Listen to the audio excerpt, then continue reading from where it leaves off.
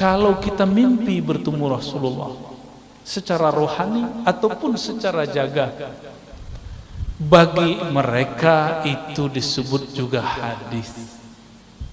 Inilah yang nggak ketemu. Makanya sampai sekarang ahli hadis yang umum mengatakan di kitab tasawuf banyak hadis palsu.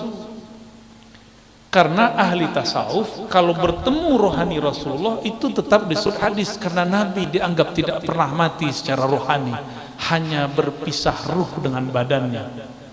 Jadi wajar guru-guru ini bakal dianggap sebagai halu. Tahu halu ya? Dianggap nanti sebagai penyebar hadis palsu. Bukan, kita nggak pernah mau memalsukan hadis Nabi. Berani menolak mimpi bertemu Rasul sallallahu alaihi wasallam, berani. Saya dikritik seseorang, apa kata dia? Tidak boleh cerita mimpi Nabi di depan orang. Saya tanya balik, mana dalil yang melarang mimpi diceritakan kepada orang? Justru hadis Imam Bukhari, mimpi diceritakan kepada orang, tapi orangnya yang ahli. Orangnya yang ahli, li'arifin, orang yang arif. Syekh Muhammad Arsyad Al-Banjari sepertinya yang mengikuti tradisi yang ini, bahwa jika ahli rohani bertemu dengan rohaniah Rasulullah, kalam-kalam Nabi tetap disebut sabda Rasulullah sallallahu alaihi wasallam. Inilah yang membuat kenapa ahli hadis, ahli tasawuf dulu seling bertengkar sampai sekarang. Untungnya guru-guru kita juga ahli hadis, juga ahli tasawuf. Itu untungnya. Ya, beberapa sanad Sahih Bukhari kita lewat jalur Syekh Muhammad Arsyad Al-Banjari. Ya. Baik. Bermula hakikat mengenal diri itu 3 perkara, kata beliau. Jadi cara mengenal diri itu ada 3. Yang pertama, mengenal asal kejadian diri. Nah, ini langsung diputus. Kalau kita biasanya asal kejadian diri dari tanah, gitu ya. Oleh Datuk Kelempayan langsung dipotong. Asal kejadian diri dari Nur Muhammad sallallahu alaihi wasallam. Nur itu makhluk. Cahaya itu kemudian dizahirkan Allah menjadi 4 anasir. Ada tanah, ada api, ada air, ada udara. Hatta jin dan iblis pun tercipta dari nurnya Nabi Muhammad sallallahu alaihi wasallam. Namun nur yang mananya? Nah, ini yang jadi rahasia. Di dalam kitab Daqaiqul Akhbar, dulu saya mengatakan ini kitab kumpulan hadis palsu. Ternyata di dalamnya ada beberapa asrar-asrar ma'rifat yang disembunyikan para ulama di dalamnya. Mulailah kita sadar, tidak boleh menghina apa saja.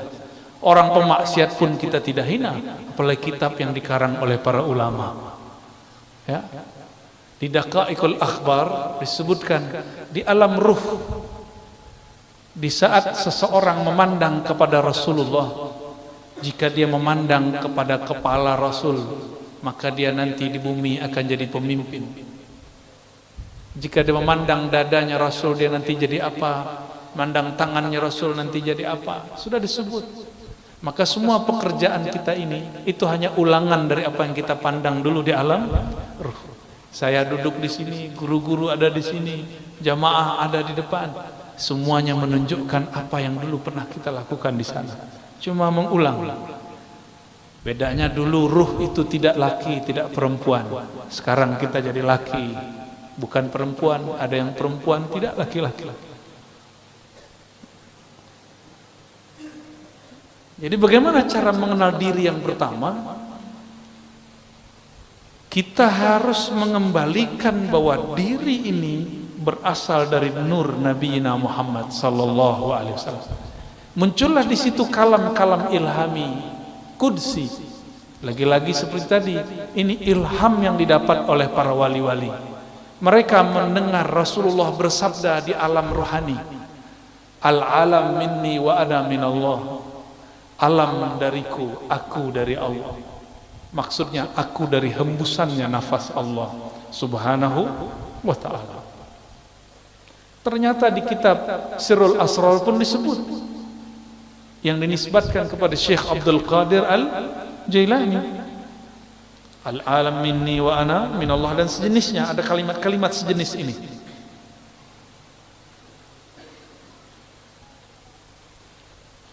Seperti sabda Nabi Sallallahu Alaihi Wasallam. Kedua, menyatakan dirinya dahulu daripada mati.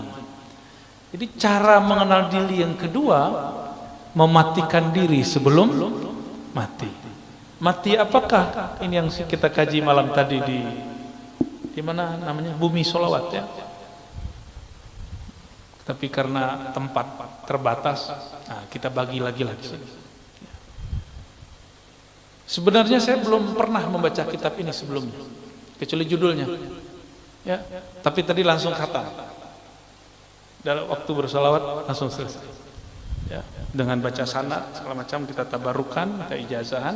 Saya minta izin secara rohani dan secara jasmani. Ya, jasmaninya tadi siang, rohaninya barusan. Ternyata isinya sama dengan thariqah saman yang dulu saya ambil waktu remaja. Persis sama. Dulu guru kita baca dua lafaz ini. Man arafa nafsahu faqad arafa rabbahu. Lalu mutu qabla an tamutu. Matikanlah dirimu sebelum engkau mati. Matikan dirimu secara makna, secara sifat. Jadi diri ini tubuh. Tubuh itu Allah tiupkan ke dalamnya ruh. Ruh itu membawa yang disebut sifat. Bernamalah sifat itu sifat ma'ani pada Allah, ma'nawiyah pada kita. Yang disebut mati maknawi, matikan sifat ma'aninya. Gitu. Sifat ma'ani ada berapa? 7. Coba disebutkan apa aja? Qudrat, iradat, ilmun, hayat, sama, basar. Ya. Ma'ani milik Allah, tidak mungkin dimatikan. Maka yang dimatikan hanyalah sifat maknawiyah. Kaunuhu sami'an, kaunuhu muridan. Saya punya sama pemberian Allah. Sekarang samaknya cukup disimpan sebagai sifat, tapi tidak diaktifkan mendengar. Disebutlah mati makna sifatnya, mati maknawi. Itulah mati sebelum mati. Ini yang melihat mata atau bukan mata? Ini coba lihat. Saya yang datang ke mata bapak saudara, atau matanya yang datang ke saya? Atau bukan dua-duanya? Tapi ada cahaya. Kenapa ada orang coba mata dipejam? Ingat Monas, kelihatan? Berarti ada yang bisa melihat selain mata ini. Coba pejam mata, ingat orang yang dicinta. Sebentar aja Pak. Buka mata, masih kelihatan? Bisa. Jadi semua kita sebenarnya bisa masuk ke dimensi itu, cuma tidak mau melatihnya. Ya, kita bilang halu. Padahal kalau halu maka ilmu para aulia semuanya halu. Ini ada sok pemberantas halu, yang dia berantas ilmu wali, mana bisa. Ya, jadi wali dulu baru berhadapan sama wali Allah ya. Kecuali dia wali setan, kita nggak tahu kan. Wali dua aja Pak. Kalau nggak waliullah, wali setan, wali rahman, wali syaitan, dua aja. Mungkin dia wali setan kali. Masa ilmu wali mau dihabiskan? Kita ulangi. Jadi ruh itu punya sifat. Sifat dia tidak mungkin dimatikan. Tapi sangat mungkin sifat itu dinonaktifkan, diistirahatkan.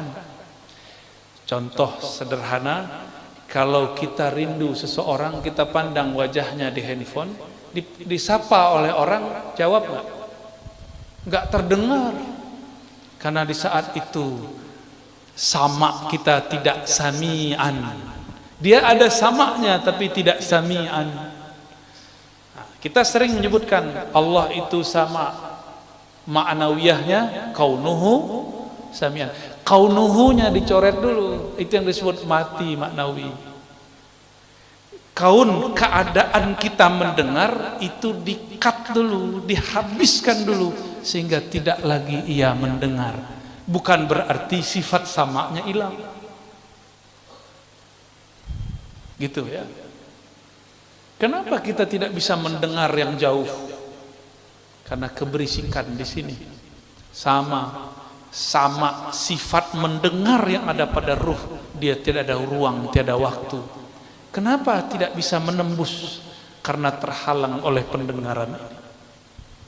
Nah, pendengaran ini, pandangan yang ini, lisan yang ini, kudrat iradat yang ini yang harus dilebur dulu. Itulah mutu, matikanlah maknawiyahmu sebelum engkau betul-betul mati secara tabi'i ataupun hissi. Itu maknanya ya. Mutu qablaan tamutu. Ini boleh disebut dengan ruknut tariq, rukun tariqah. Nomor 2 itu. Coba kita lihat kalam beliau. Bermula setengah daripada mematikan diri itu seperti dikatakan dengan lidahnya dan diiktikadkan di dalam hati. Dibaca la qadirun wala muridun wala alimun wala hayyun wala sami'un wala basirun wala mutakallimun fil haqiqah illallah. Nih. Bagaimana cara mematikan? Lisan berkata la qadirun, tidak ada yang berkudrat, yang berkuasa. Wala alimun, tiadalah, wala muridun, tiadalah yang berkehendak, beriradah. Tiadalah yang alim, tiadalah yang punya hayat, tiadalah yang mendengar, tiadalah yang memandang, tiadalah yang berkalam pada hakikatnya kecuali Allah. Itu. Ini udah usul langsung nih. Langsung usul ini. Ini usul level 3. Itu usul pertama, kesadaran Nur Muhammad. Ya. Kesadaran Nur Muhammad. Kemudian usul yang berikut adalah mematikan sifat maknawi. Selama saya masih mengatakan sayalah yang berkuasa, maka kuasa saya terbatas. Selama saya masih mengatakan ini iradahku, iradahnya belum bisa berkekuatan kun fayakun. Selama ilmunya masih ilmuku, gelarku, doktorku, syekhku, gelar ijazahku, selama masih itu, maka ilmunya akan terbatas dengan otaknya yang sempit. Wala hayyun, jika dia masih menganggap dirinya hidup karena air dia minum, karena makan, maka nanti orang-orang itu akan menyekutukan Allah dengan nasi. Nanti ada masa di akhir zaman paceklik, orang-orang tidak bisa makan karena tidak ada yang dapat dimakan. Di saat itulah turun keluar Dajjal bawa makanan.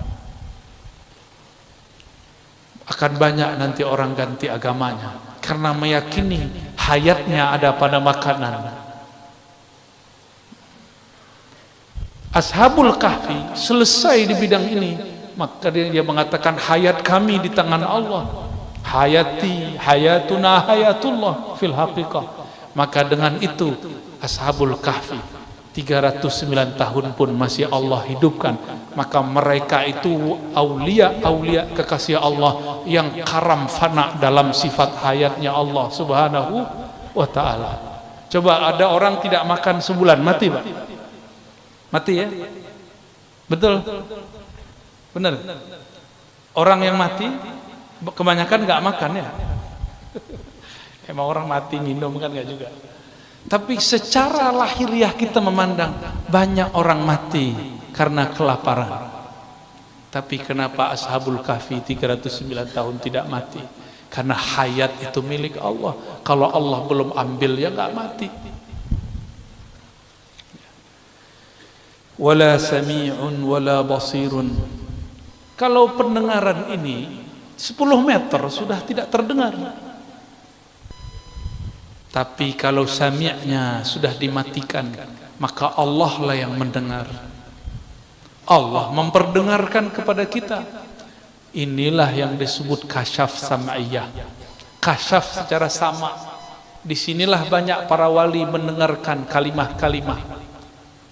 Inilah yang terjadi pada orang yang bermimpi mengatakan, aku mendengar Rasulullah bersabda, man arafa nafsahu faqad arafa rabbahu. Dicarilah oleh ahli hadis, di mana ini hadis? Tidak ditemukan di kitab hadis manapun. Ternyata itu kalam Sayyidina Muaz ketika bertemu Sayyidina Nabi SAW secara ruhani. Karena samaknya bukan lagi samak yang ini. Coba datang ke Raudhah, datang ke makbarah Nabi SAW, bisa dengar Nabi? Coba baca salam, Assalamualaikum ya Sayyidina Rasulullah, bisa dengar jawabnya? Karena pakai telinga ini. Coba matikan samakmu, engkau akan mendengar Nabi menjawab. Ya. Kenapa ziarah terasa hambar? Karena ziarah baru dengan sifat maknawiyah kita, belum dimatikan sifat maknawiyahnya. Jadi ini tips kalau mau ziarah kubur, pakai ilmu mutu qabla an tamutu, matikan sifat maknawiyahnya sebelum engkau betul-betul mati.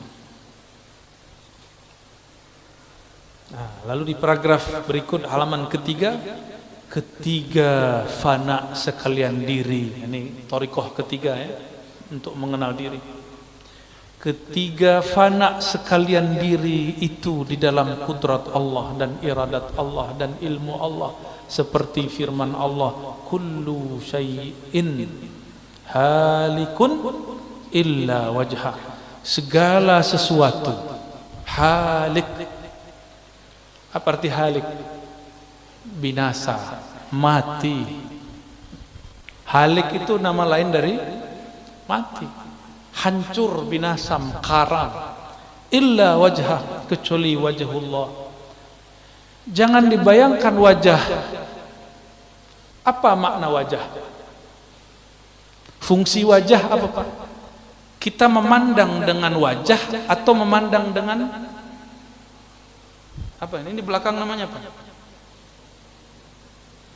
Nah, ini adalah leher. Kita memandang dengan wajah atau dengan leher? Memandang dengan wajah atau memandang dengan tangan? Apakah memandang dengan lutut? Tidak. Maka disebut ini wajah adalah alat untuk memandang dan objek untuk dipandang. Kalau guru dulu melamar, itu memandang wajah atau memandang lantai guru? Memandang wajah ya? Yang dipandang wajah. Lalu disebut wajhullah. Apa makna wajhullah? Jangan, Allah itu bukan jisim, bukan bisik, bukan benda, juga bukan benda-benda metafisik. Yang penting Allah bukan sesuatu yang dapat digambarkan. Apa yang terbayang di pikiran Allah, tidak begitu. Begitulah akidah ahlus sunnah. Lalu apa yang dimaksud wajah? Maka ulama kita mengambil makna wajah itu adalah hakikat ihsan. Engkau beribadah kepadanya seakan memandangnya. Allah tidak punya fisik seperti ini. Maka kapankah seorang hamba memandang kepada wajahnya? Di saat seorang hamba memandang ke dalam wajah kolbunya. Kolbunya Bani Adam, jika dia hidupkan nama Allah di dalamnya, itulah wajhul asma, wajah nama Allah subhanahu wa ta'ala. Maka nanti di saat semua kolbu mati, hanya kolbu yang di dalam kolbunya terpancar wajah nama Allah yang tidak binasa.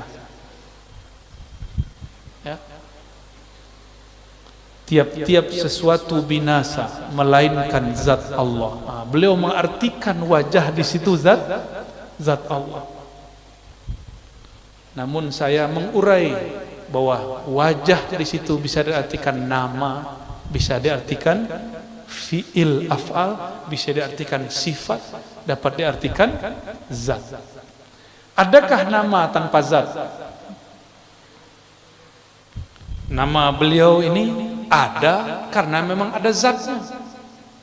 Kita sebut guru yang alim. Alim itu sifat. Karena ada gurunya, maka ada alimnya. Coba bayangkan alim tanpa ada orangnya. Bisa? Ini warnanya apa nih? Putih, hijau. Apa nih? Hijau, kita sebut hijau. Tembok hijau, kaligrafi hijau. Sekarang bayangkan hijau tapi tidak ada kaligrafinya. Bisa? Tak bisa. Baju saya putih. Coba pisahkan putih dari baju. Bisa? Tak bisa.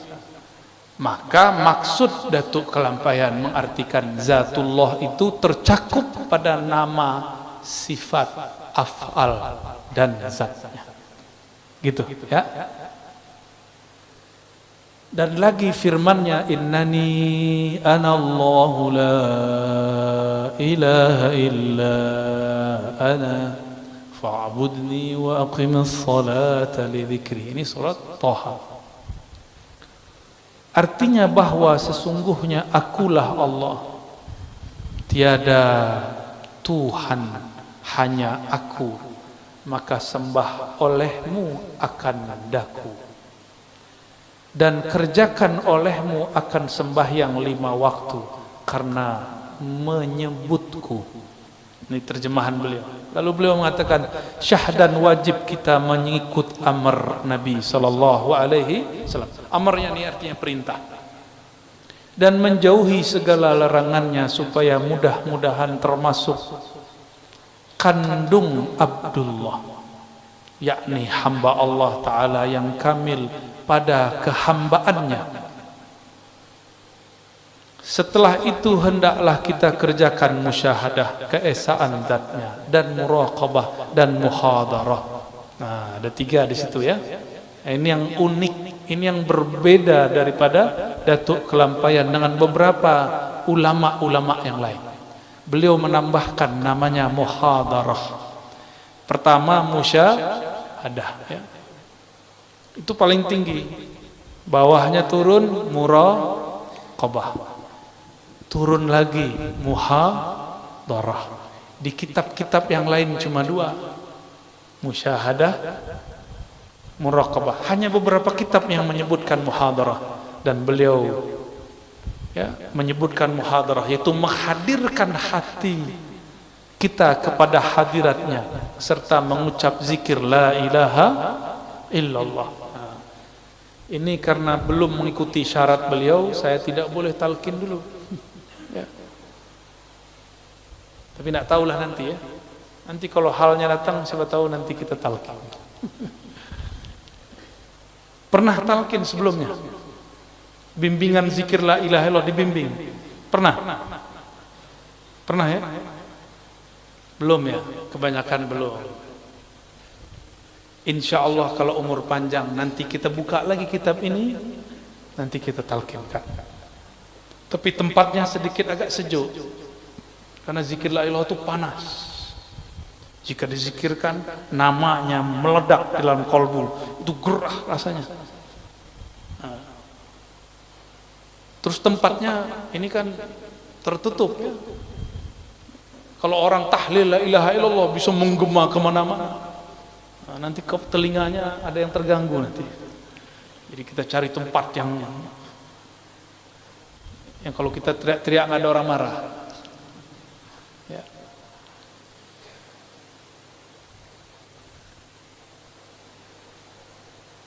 Nah, ini halaman 5, 6, 7 itu kaifiyat thariqah samaniyah yang dahulu waktu umur saya masih 11 sampai 13 tahun saya mengamalkannya dan mengalami apa yang beliau sebut.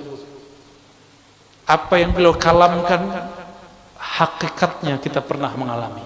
Jadi yang beliau ceritakan bukanlah halu, itu benar-benar zahir terjadi pada ahlinya ya. Coba kita lihat ya.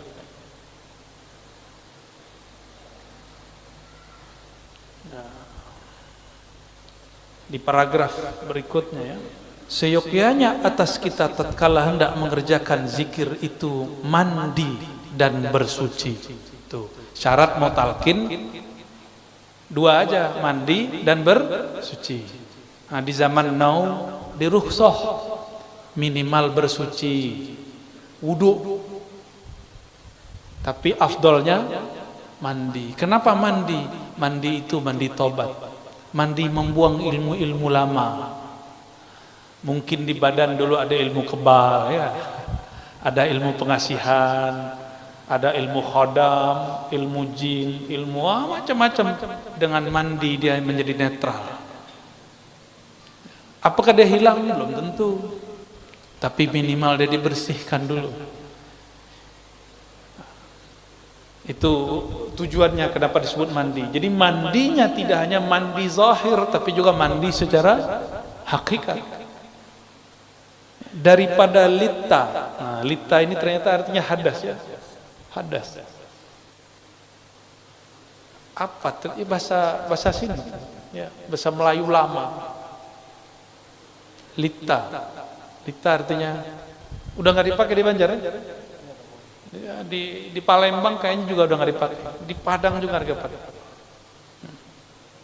Tapi kami kalau ada orang kena hujan terus becek, nah itu disebut dengan istilah yang mirip dengan lita itu. Saya lupa. Hah? Laca. Laca.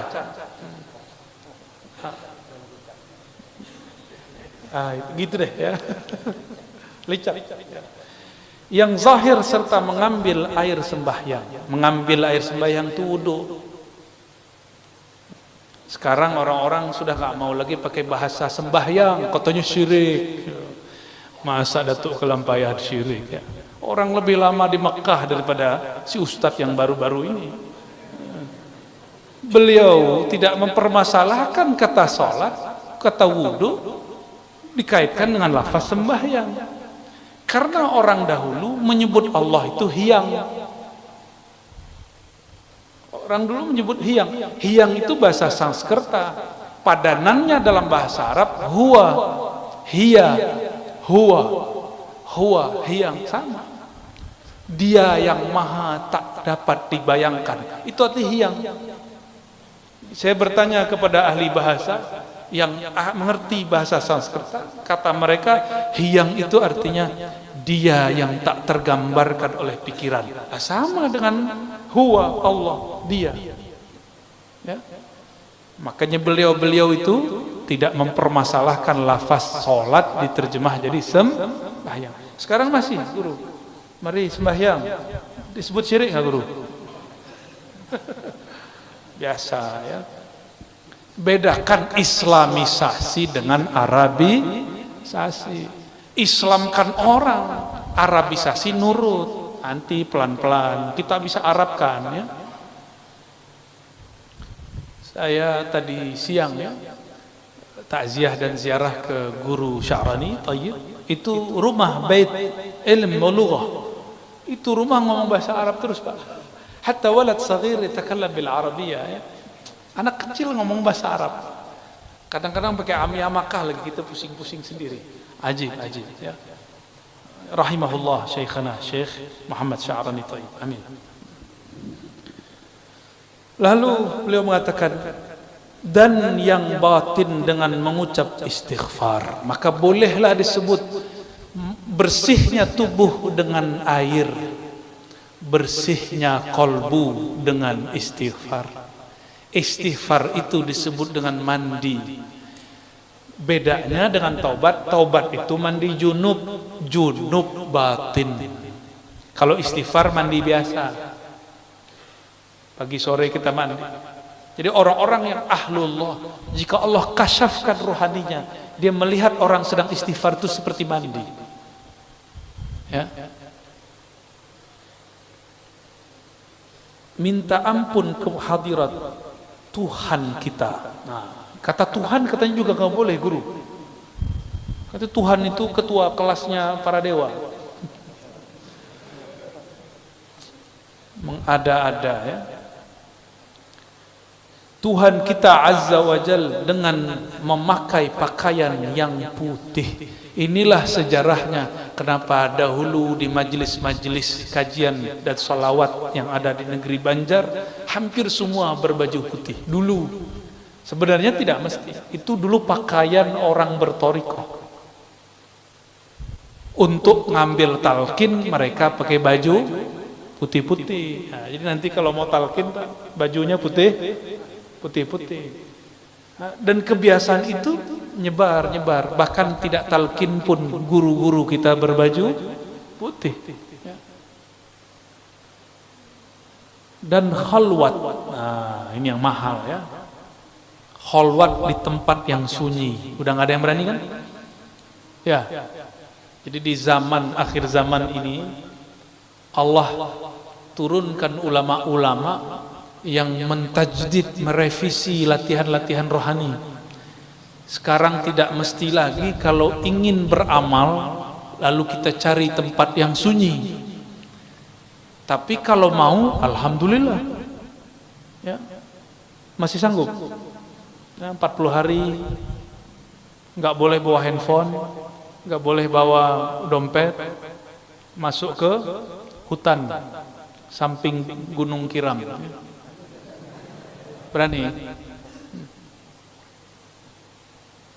Masa ya, ada hewan sedikit takut, bunyi ada hewan burung hantu bunyi takut, gimana mau jihad nanti? Ada orang nggak takut sama hantu, tapi takut lapar.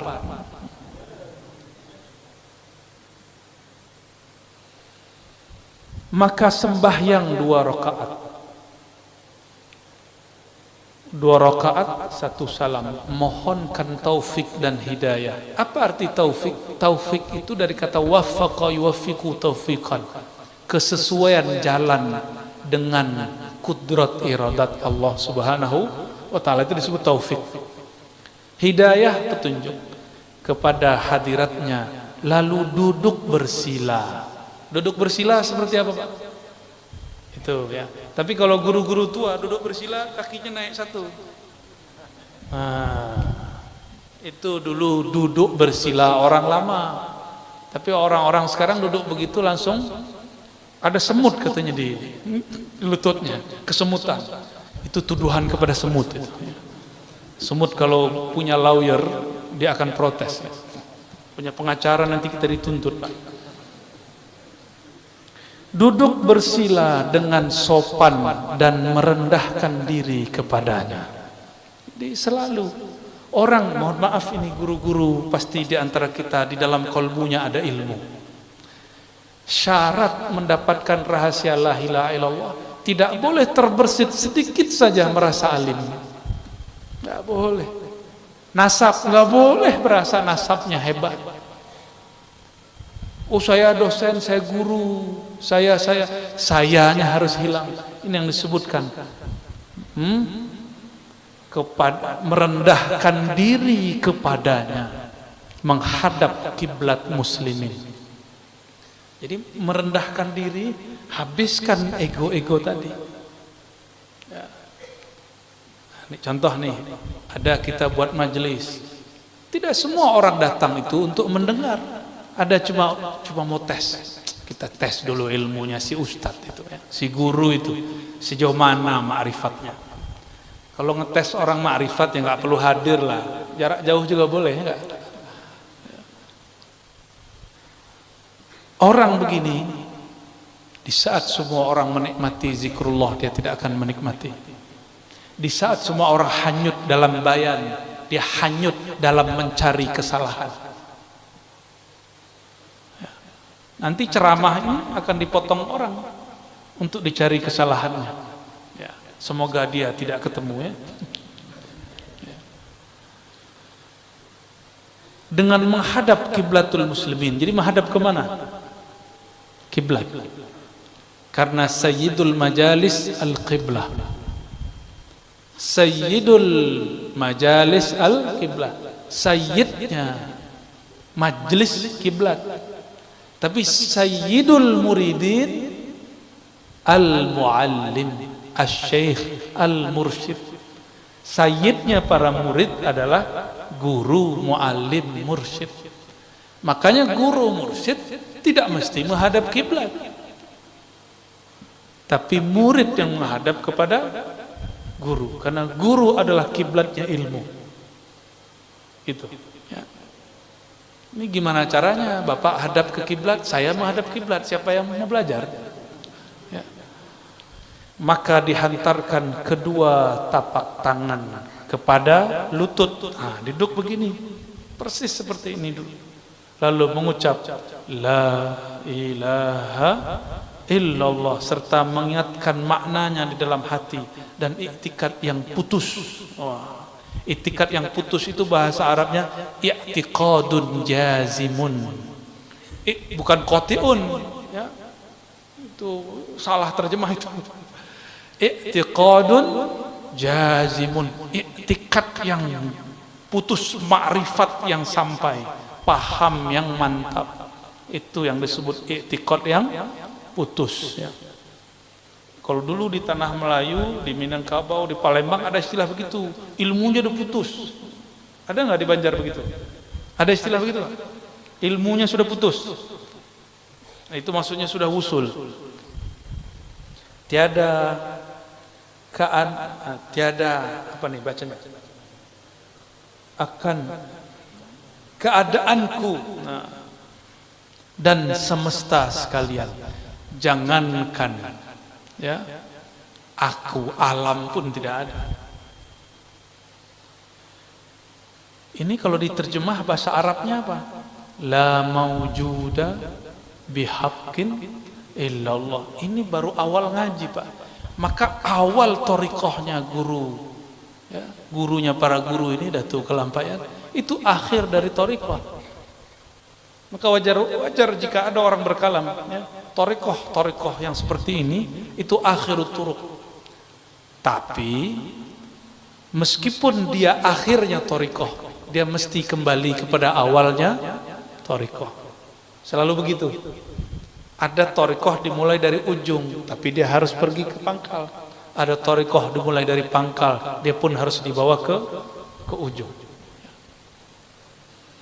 Coba lihat maknanya. Tiada keadaanku, maksudnya tiadalah aku, tiadalah alam. Sekalian alam ini wujud hakiki, ya. Tiadalah wujud hakiki. Maka wujud itu dibagi. Apa yang disebut wujud? Wujud ada. Apa yang disebut hakiki? Hakiki itu yang wujud dengan dirinya sendiri. Kita apakah wujud dengan diri sendiri? Tidak. Kita wujud diwujudkan. Maka dulu kita sering tanya guru ke murid-murid di sekolah, di kampus, di pesantren. Lebih dahulu ayam atau telur? Ya. Apa jawabannya, Pak? Izin saya minum dulu ya. Bismillah. Coba silakan dipikir. Ayam dulu atau telur? Bismillah. Ayo Adinda. Ya, Ananda. Duluan ayam atau telur?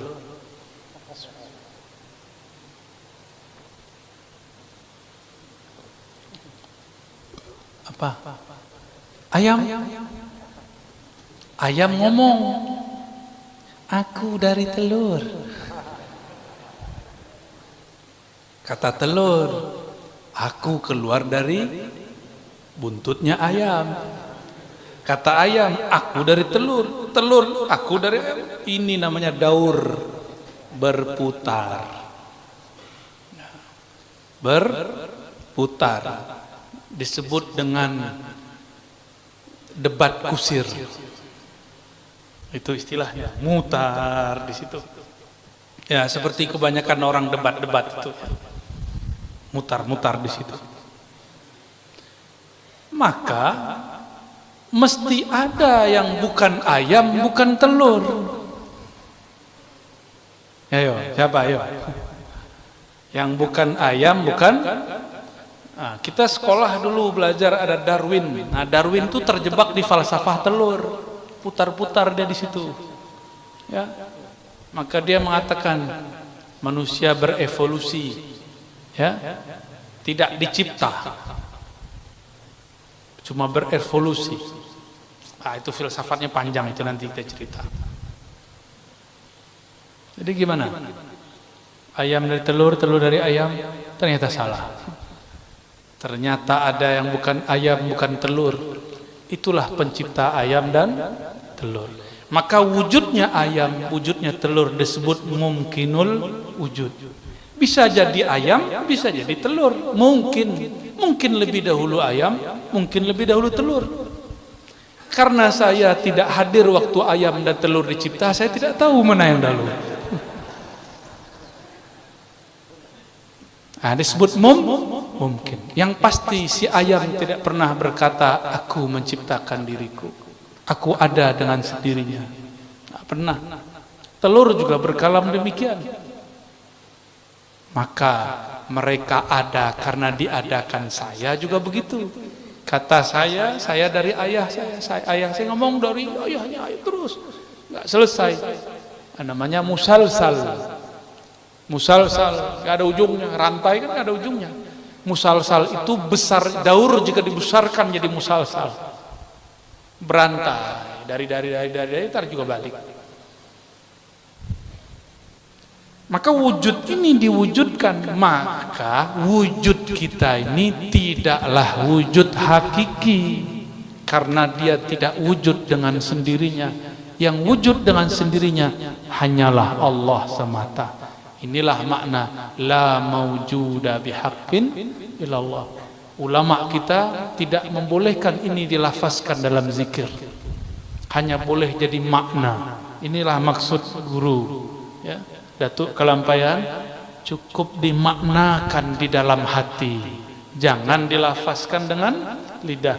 Inilah ajaran Imam Ghazali tertulis dalam kitab Ihya Ulumuddin jilid keempat, bab At-Tauhid wa Tawakkul. Ada di kitab. Jadi ini sudah kesimpulan, ya. Maka kalimah Allah dengan memejamkan kedua mata. Jadi zikir itu jangan lagi tahlil matanya jelalatan. La ilaha illallah, la ilaha illallah, la ilaha illallah, la ilaha illallah, la ilaha illallah, la ilaha illallah. Apa sih langsung lihat handphone, lihat status. Lagi zikir la ilaha illallah nih. Status. Nah, untuk mematikan hissi, mematikan maknawi, supaya mutu qabla an tamutu, supaya terasa kesadaran hakiki, salah satu caranya pejamkan mata. Jadi ulama kita dulu kalau zikir menjamkan mata, itu bukan lagi tidur, walaupun bunyinya mendengkur. Ada sahib saya, Bang Dik Doang, yang biasa kajian hikam, Dik Doang, sebelum puasa sama teman-teman latihan zikir, kita bimbing persis seperti ini. Ayo cobain bang, pejam mata, baca nama Allah pelan-pelan.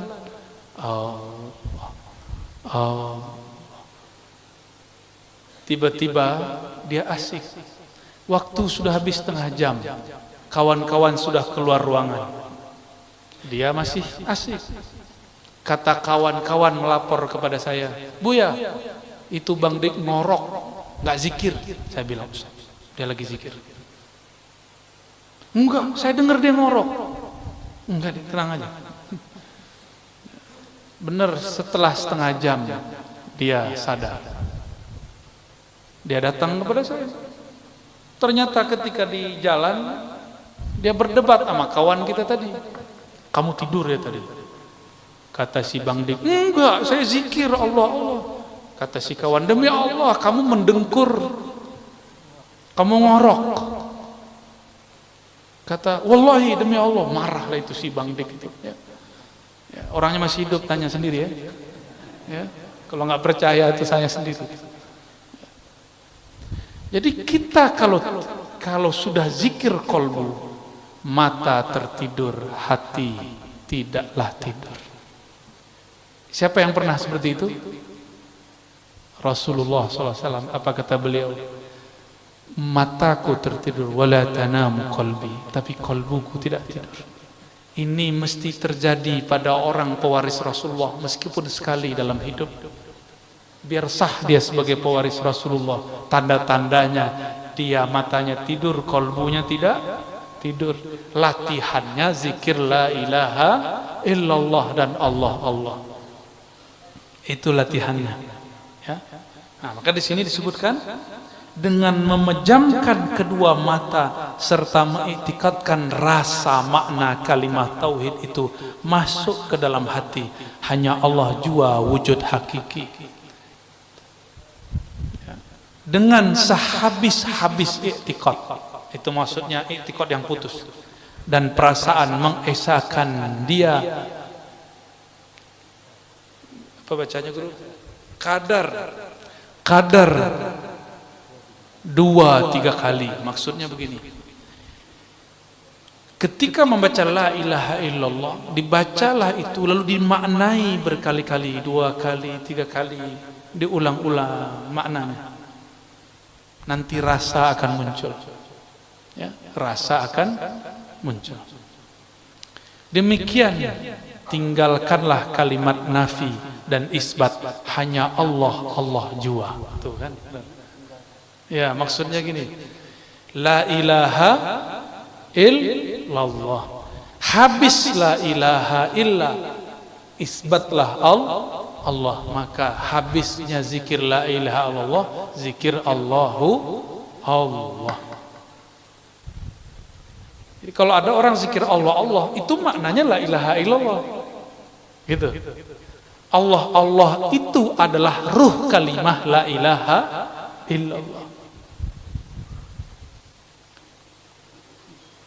Boleh diganti, karena di Quran yang banyak itu lafaz hu, bisa menjadi hu ya. Itu bisa ke sana. Bukan hu lagi sorak-sorak. Waktu kita dulu lagi sekolah, ya, sekolah dasar, hu, bukan itu. Ya, jika ada yang membid'ahkan hu, mungkin maksud dia itu, ya.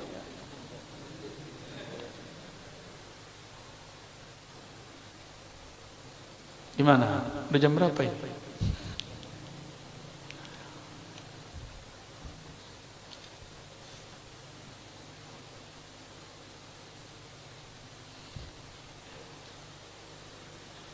Nah,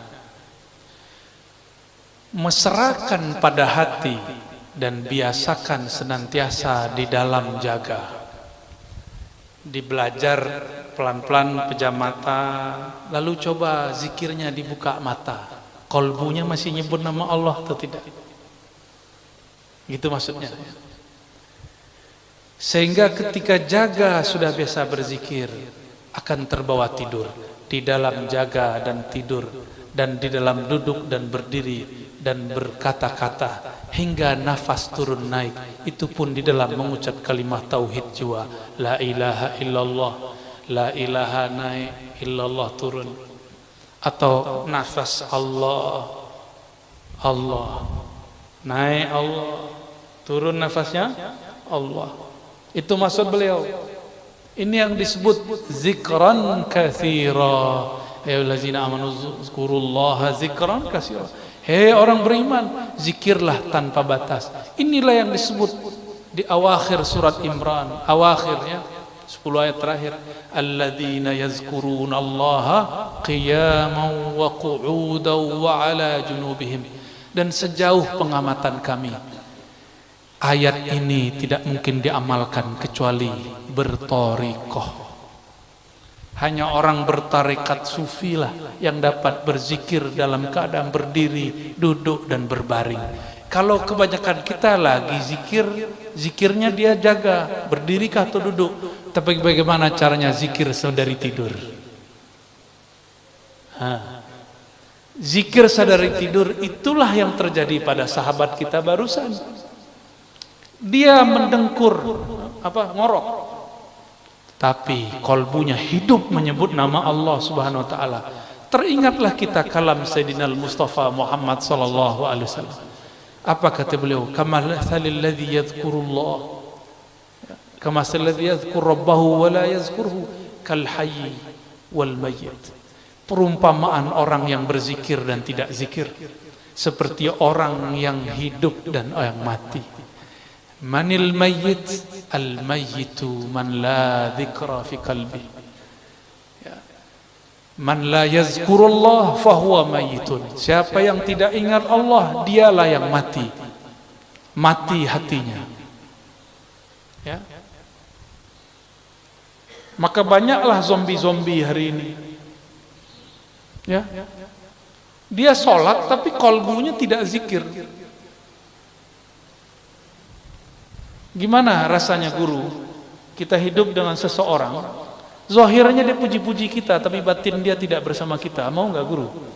Dia cantik guru, mau? Nggak mau guru ya? Dia cantik, puji kita gombal, oh guru, tapi batin dia ada yang lebih aku cintai selain engkau. Kata guru, sini gua sembelih. Kita tidak terima jika ada orang memuji dengan lisannya tapi batinnya membenci, atau batinnya lebih cinta kepada yang lain. Apalagi Allah yang setiap detik, setiap saat, setiap lahzah memandang ke dalam kalbu. Allah tiada suka, tiada ridha, tiada rela jika si hamba mengatakan Allahu Akbar, di kalbunya lebih besar pekerjaan dan dunia. Allah tidak ridha.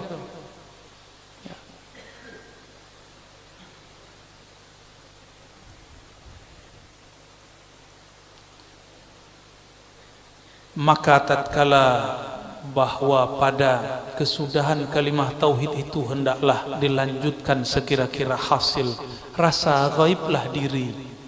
Nah, apa beliau lanjutkan sekira-kira hasil rasa gaiblah diri daripada memandang dan ingat akan segala ma siwallah, yaitu selain Allah.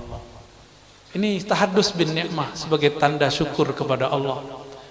Awal saya bertemu guru saya Abuya Syekh Al-Mursyid, ya, dalam Thariqah Samaniyah, Abuya Hasan Basri Jalil. Beliau mimpin zikir ba'da salat Isya.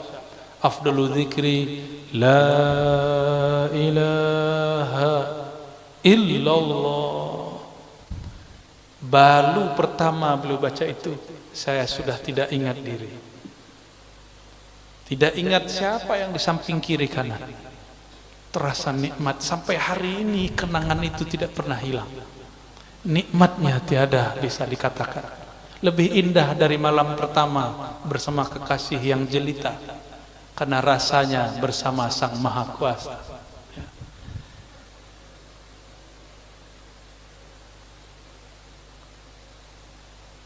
Semata-mata di dalam keesaan zat Allah Ta'ala wajibul wujud, supaya mudah-mudahan datang jazbatullah. Jazbatullah itulah thariqahnya Samaniyah. Thariqah Samaniyah adalah thariqah jazbah. Apa arti jazbah? Tarikan cinta Allah. Apa yang kemudian membuat orang-orang tarekat Samaniyah terjaga? Kok masih kelihatan berakal sehat? Sedangkan ada wali jazab, wali majzub dituduh orang gila. Ya. Saya akan berkali-kali menyampaikan, wali Allah itu biasanya yang kita kenal wali Allah sufi. Tapi wali Allah itu ada yang bukan sufi, dia wali jazbah, wali majzub. Dan di Indonesia ini lumbungnya. Di Banjar dulu katanya ada guru Tabarani, benar? Ya, itu jazbah. Itu mereka tidak pandang zahir orang, dia pandang batinnya orang, karena dia jazbah. Benar, kisah beliau itu ada yang semasa dengan beliau. Guru ada yang semasa, guru pernah bertemu gurunya. Itu jazbah. Orang jazbah itu al-wali al-mungharik fi mahabbatillahi tabaraka wa ta'ala, wali yang karam dalam cinta kepada Allah. Itu wali majzub. Kita sudah, saya menyampaikan itu, saya pun dituduh gila sama orang. Alhamdulillah.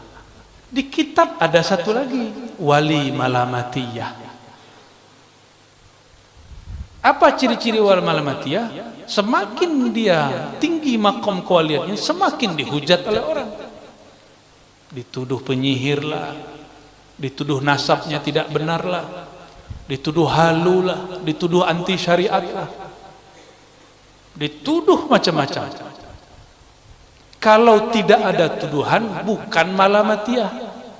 Jadi selama masih ada yang mencaci maki, bahkan mungkin di antara antum ini ada yang mencaci makinya, berarti sahihlah ungkapan wali malamatiyah. Maka saya tidak marah kalau saya menyebut wali malamatiyah masih ada, tapi itu tidak banyak.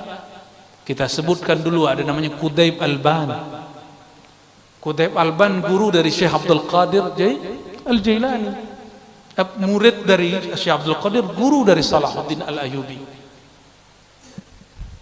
Beliau menzahirkan tidak pakai syariat di depan orang, tapi beliau tidak anti syariat. Itu bedakan. Kalau ada orang mabuk, kita kafirkan atau kita sebut dia pemaksiat. Ada orang kita ke masjid tapi dia tidak sholat, kita kafirkan atau kita katakan dia fasik. Qutb Alban uji seorang qadhi, imam di tempatnya. Dia si qadhi masuk masjid, dia tidak sholat, dia di depan masjid. Sehingga si qadhi mulai dari takbir sampai assalamualaikumnya dia bayangkan, itu kenapa orang dibilang wali tapi nggak sholat sama kita? Wali apaan dia itu? Itu terjadi Pak, akan terjadi terus. Maka tanda kebenaran ada wali malamatiyah, ulama-ulama, fuqaha akan mengkafirkannya, akan memurtadkannya. Karena saya membuka ini, kita tunjuk kalau ada loh, kita pun dituduh murtad. Alhamdulillah ya, dari dulu sudah begitu Pak, sudah sunnatullah. Saya dapat kabar dari Guru Wildan, ternyata dulu Abah Guru Sekumpul mau difatwakan juga sesat oleh ulama sebanjar. Tinggallah tanda tangan tauqi dari Guru Anang Sya'rani. Ternyata beliau setelah tidak tahu dapat isyarat atau musyawarah, beliau tidak mau tanda tangan. Berhentilah usaha orang yang hasud. Jadi dulu yang anti ke ulama juga ulama, yang anti dengan torikot orang torikot juga nanti, yang anti kitab ini orang bisa baca kitab juga, orang yang ngaku nanti pewaris ilmu Syekh Datuk Kelampayan juga, siap-siap guru dituduh sesat. Akan begitu ya, akan begitu. Saya disebutlah berguru kepada wali majzub, wali gila. Mereka buatlah video, ada orang gila lari, Wali Ar-Razi. Saya suka berguru ke siapa aja Pak. Jangankan ke ulama, ke orang main biliar saja saya berguru Pak. Mereka bayangannya ulama itu mesti pakai kayak beliau nih, ya, pakai sarung, kayak saya maksudnya, pakai begini, pakai kopiah, pakai serban. Itu bayangan orang awam. Sayangnya dia menyandang pakaian ulama, tapi pikirannya masih awam. Yang terbayang sama dia wali itu di tengah hutan. Ya. Akhirnya banyaklah wali-wali baru disadari setelah dia mati. Ini pesan dari Abah Lutfi Al-Habib Lutfi, ya, pimpinan Jatman, imamnya Jatman, Sayyidul Mursyidin, sayyidnya para mursyid, Sayyidul Habaib. Apa kata beliau? Kita ini maddah al-kubur. Kita ini pemuji orang yang sudah mati. Udah mati baru diyakini kewaliannya. Sudah mati baru percaya dia wali Allah. Waktu hidup dihujat-hujat, waktu hidup dibilang gila. Jangan dikira Datuk Kelampayan dulu masa hidupnya aman-aman aja. Dia ngalami seperti yang dialami sekarang oleh para masyayikh kita, sama Pak, ya.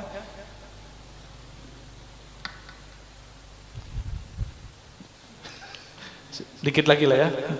Dikit lagi. Karena yang paling inti nanti di halaman nomor 9. Ya. Ada kalau nomor 10, halaman 10 dan 11 itu thariqah lanjutan. Ya, namanya zikir khafi. Ya, zikir tajalli. Kalau yang ini muqaddimah ke tajallinya. Malah sudah masuk ini halaman 8 sudah masuk ke tajalli. Ya. Coba kita lihat. Supaya mudah-mudahan datang jazbahnya Allah. Apa arti jazbah tadi? Tarikan cinta Allah. Itulah sebabnya kenapa orang jazbah senang berteriak lagi zikir Allah gitu. Itu jazbah. Disebut juga wujdan. Rasa yang wujud di dalam diri lalu dia tertarik. Bahkan dulu masyaikh kami pingsan-pingsan guru. Kalau ngaji begini pingsan. Tidak jarang juga yang berteriak. Seingat saya waktu pengajian di mana ada salah satu jamaah kita berteriak Allah, ya. Tiba-tiba ada isyarat cara menenangkan dia waktu itu, ya. Saya begini waktu itu. Tapi itu nggak dibuat-buat Pak, itu begitu aja, nggak bisa diulang lagi. Ya. Orang itu disebut mengalami jazbah. Tapi itu jazbah dalam thariqah masih bisa dijaga. Kalau jazbah yang kamilah seperti terjadi pada Hal Habib Syekhan, itu kamilah. Orang-orang begitu hukumnya dihukumi seperti orang mabuk cinta kepada Allah. Kita nggak boleh menghukuminya dengan hukum syariat seperti biasa. Atas abdun, ya, yang demikian itu, atas hamba yang demikian itu hingga hairan.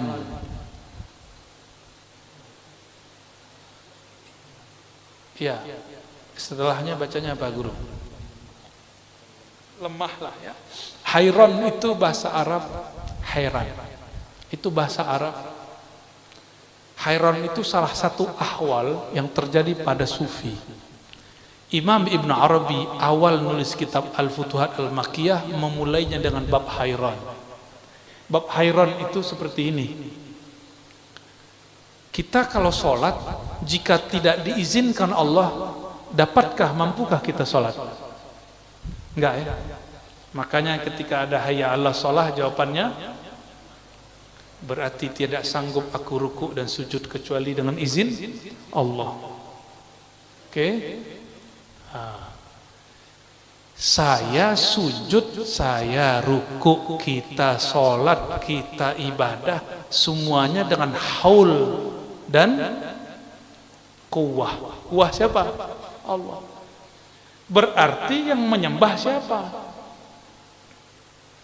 Siapa yang menyembah? Saya ruku karena Allah kasih kuwah dan haul. Saya sujud, saya baca takbir karena Allah mengizinkan membantu. Allahumma a'inni ala dzikrika. Ya Allah, bantu aku menyebut namamu. Ketika seorang hamba mengatakan Allahu Akbar, Allah sedang membantu lisan dan kolbunya membaca takbir. Maka siapakah saat itu yang menyembah? Jika dikatakan hamba menyembah dengan kekuatan dia, kekuatan Allah. Jika dikatakan Allah yang menyembah, apalagi masa Allah menyembah? Kan Allah tidak terhukumi syariat. Allah itu syari', bukan mukallaf. Ini namanya hairan. Ini kalau tidak dibimbing mursyid jadi majzub. Jadi majzub. Jadi mabuk. Maka jangan heran jika ada orang belajar thariqah kemudian terlihat seperti hairan, setengah-setengah gila. Dia bukan gila, dia sedang mabuk bersama Allah Subhanahu wa ta'ala. Jadi kalau ada melihat orang gila Pak, husnuzon aja ya.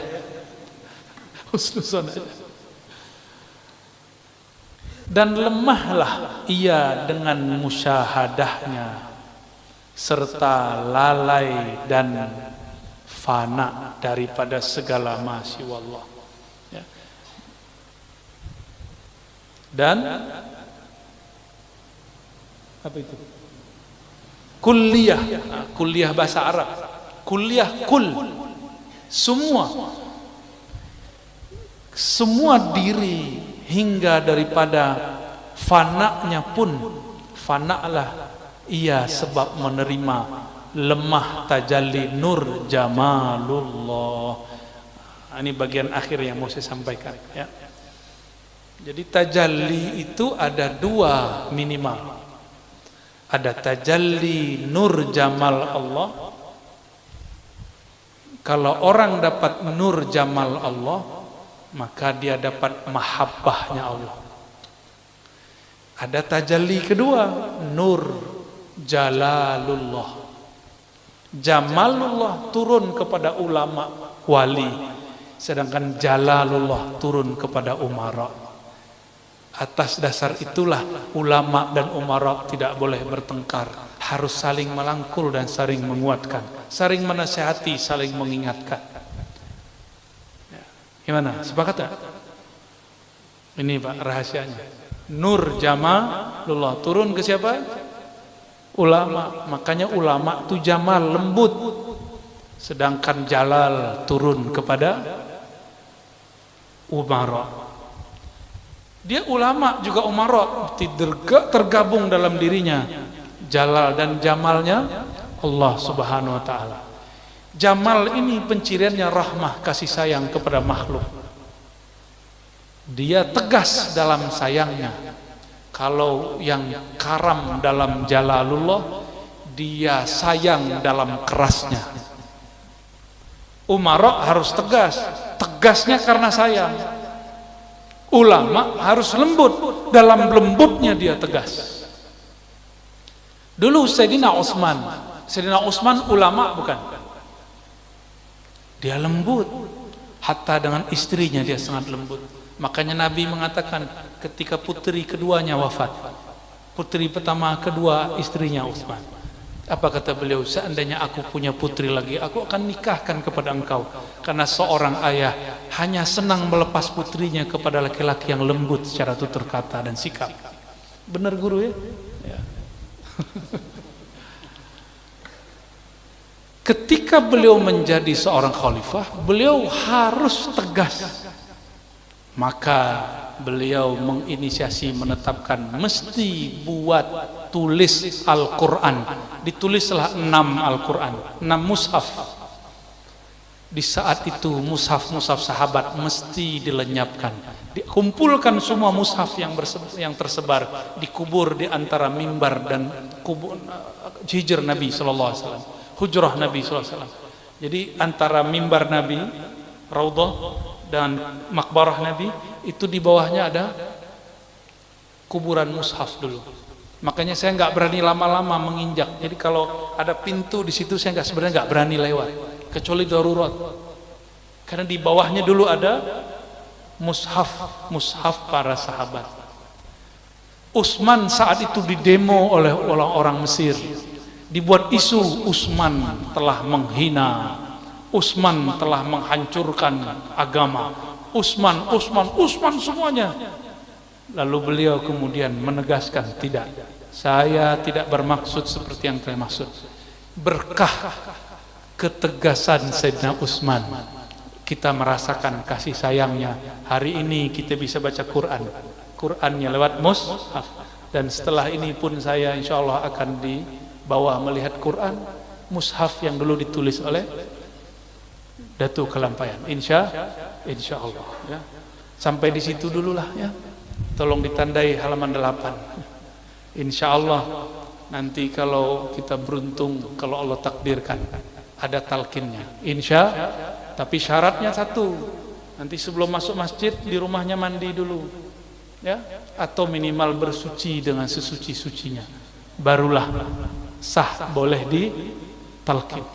Nah, talqinnya nanti ada 2, ada zikir keras, ada zikir lembut. Yang dikatalkinkan nanti mungkin dua-duanya, atau wallahu a'lam bissawab. Semoga Allah ridhoi majlis ini. Semoga siapapun yang mendengarkan, baik jauh ataupun dekat, yang di hadapan, di kiri kanan ataupun di alam lain, di alam maya ya, semoga Allah rahmatinya, kolbunya, Allah sinari ruhnya, Allah berikan cinta kepadanya, Allah berikan husnuzan kepada makhluk-makhluknya. Allah berikan husnul khatimah di akhir hayatnya. Allahumma rahmanir rahim ya karim ya azim. Salli ala Sayyidina Muhammad. Ya Allah, sampaikan salam kami, rindu kami, cinta kami kepada ruhaniyah Rasulullah sallallahu alaihi wasallam. As-salatu wassalamu alaika ya abati ya abaruhi ya Rasulullah. Salam atas engkau wahai ayahanda ruh kami. Salam atas engkau wahai ayahanda ruhani kami. اللهم صل على سيدنا محمد الفاتح لما أغلق والخاتم لما سبق ناصر الحق بالحق والهادي إلى صراطك المستقيم وعلى آله حق قدره ومقداره العظيم. اللهم يا غفار يا غفور اغفر لنا ذنوبنا.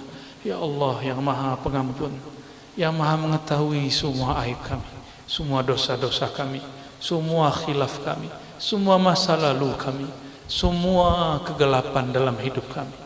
Engkau ya Allah maha tahu, Engkau maha mengerti ya Allah. Kemanapun kami bersembunyi, kemanapun kami lari, Engkau pasti mengetahui aib-aib kami. Maka ya Allah dengan rahmat-Mu, fasturna bisitrikal jamil, maka tutupilah aib kami di hadapan-Mu, sehingga Engkau tidak memandangnya lagi. Begitu juga makhluk-Mu tidak memandangnya lagi. Wazayyinna bijamalika wa jalalik. Lalu ya Allah, sinarilah kami, hiasilah kami, penuhilah kalbu kami dengan cahaya kasih sayang keindahan-Mu ya Allah. Allahumma ya Allah, kalbu ini sering lalai mengingat Engkau. Ya Allah, kalbu ini sering sombong dengan ilmu yang sedikit, dengan pengetahuan yang belum seberapa. Ya Allah, diri ini sering merasa suci meskipun ibadah belum tahu diterima. Ampunkan kami malam ini ya Allah. Ampunkan setiap nafas yang naik dan keluar. Ampunkan setiap gerak maju mundur. Ampunkan setiap yang kami lakukan. Ampunkan pandangan yang memandang kepada yang haram. Ampunkan telinga yang mendengarkan gunjingan aib orang. Ampunkan tangan dan kaki yang memegang melangkah kepada yang haram. Ampunkan kehormatan kemaluan kami yang tidak kami tempatkan kepada apa yang Engkau hendak ridhai. Ampunkan kalbu kami. Ampunkan ruhani kami. Ampunkan ya Allah yang maha pengampun. Rabbana atina fid dunya hasanah wa fil akhirati hasanah wa qina adzaban nar. Wa sallallahu ala nabiyyina Muhammad walhamdulillahi rabbil alamin. Al-Fatihah.